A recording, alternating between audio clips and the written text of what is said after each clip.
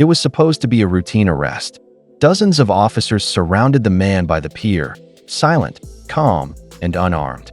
"Send in the K9, the commander ordered. The German shepherd lunged forward, muscles coiled, teeth bared, until suddenly he stopped. His ears dropped, his tail lowered, and then, to everyone's shock, he whimpered. The handler shouted, 'Attack!' But the dog refused. Instead, he walked slowly toward the man, sniffed the air, and pressed his head against the stranger's chest. The officers froze.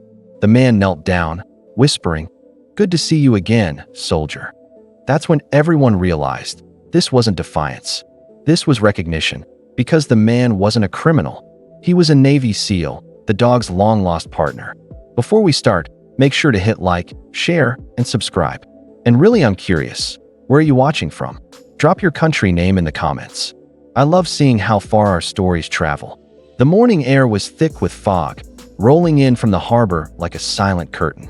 Officer Daniels gripped his radio tighter as his boots echoed against the wet wood of the pier. Ahead, a lone man sat on a bench, motionless, wearing a torn camouflage jacket, his face hidden beneath a hood. "Sir, step away from the bench," Daniels called out, his voice steady but cautious. No response. The man didn't even flinch.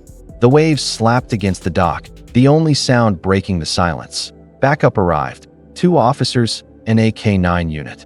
The German shepherd, Rex, stood alert, muscles tense, eyes fixed on the figure ahead.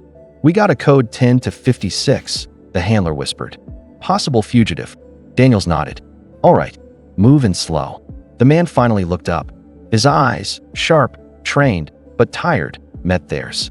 He raised his hand slightly, but didn't speak. That's when the handler gave the command. "Rex, apprehend." The shepherd lunged forward, sprinting down the dock, barking fiercely. Officers braced for impact, but halfway there, Rex skidded to a stop. His bark faltered. His ears dropped. "Rex?" The handler muttered in confusion.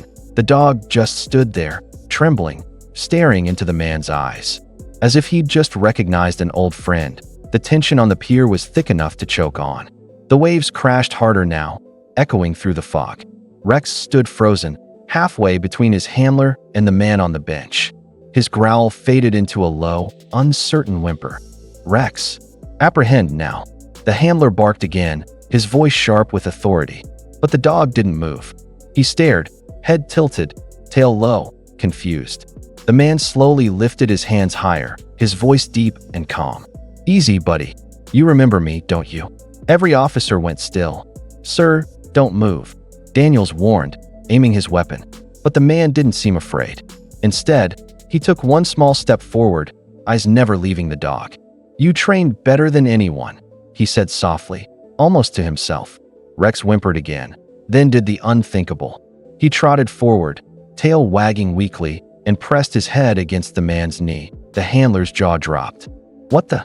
Rex heeled, but Rex ignored him completely, whining and licking the man's gloved hand. The officers exchanged uneasy looks. Daniel's voice wavered. "Who are you?" The man lowered his hood, revealing a rugged face, streaked with scars and exhaustion. "My name's Logan Carter," he said quietly. "And that dog used to be mine." For a long moment, no one spoke. The fog curled around them like ghosts of the past. Officer Daniels lowered his weapon slightly, staring at the man and the K9 sitting together as if time had rewound itself. Rex whined softly, his tail sweeping across the damp boards, eyes glimmering with recognition and relief. "Used to be yours?" The handler finally asked, disbelief thick in his tone. Logan nodded slowly. "Yeah, we served together. Afghanistan, Special Ops." His voice cracked, barely above a whisper. "He saved my life more times than I can count." The memory hit him hard. Sand, smoke, gunfire. He could still hear it. "Kilo, move," he'd shouted once. Their team ambushed on a desert road. The shepherd, younger then, faster, had dragged him behind cover just before an explosion tore through the Humvee. He remembered holding the dog tight that night, blood and dust mixing in their fur. "You're my miracle," he'd whispered. Back on the pier, Logan swallowed hard. "They told me he didn't make it," he murmured. "Said he was retired. Reassigned." Rex pressed closer, resting his head against Logan's chest. a soft whine breaking through the cold silence. And for the first time since the war, Logan felt something he hadn't in years. Home. The officers stood frozen, watching a bond they couldn't explain, a soldier and his K9, reunited by fate.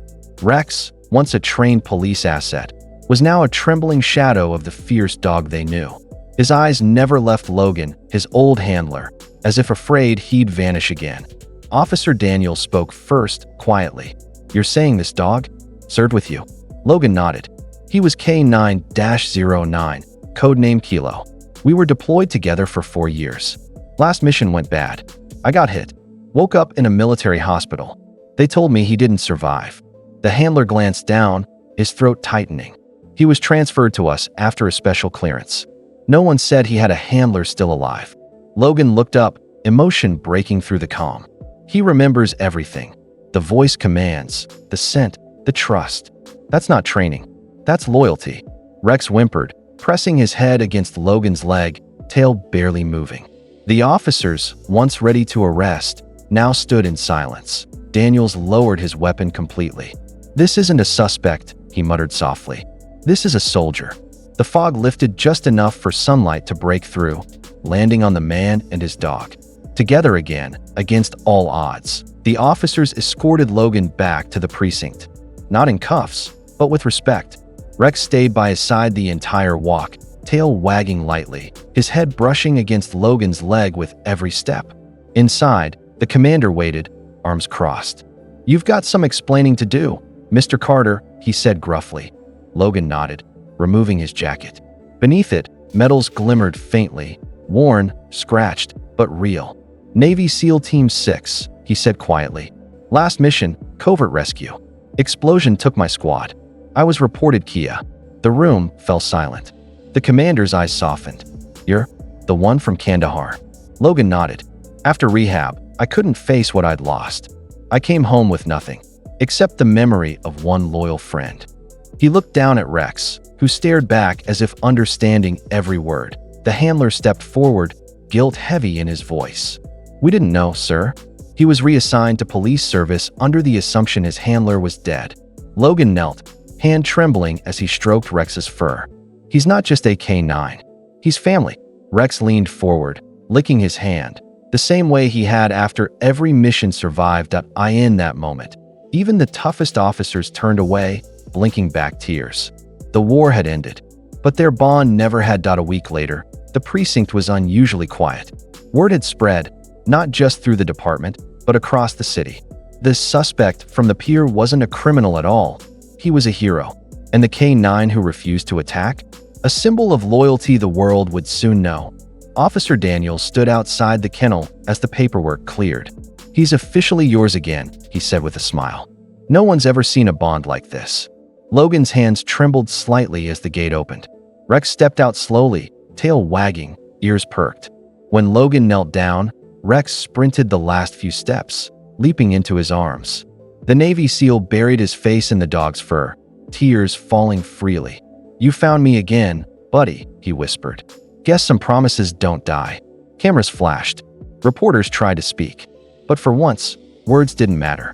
It was the quiet between man and dog.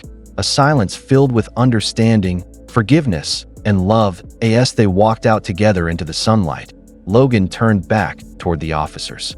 "You all saw it today," he said softly. "Some heroes wear uniforms. Others just wear fur, and never forget who they're fighting for."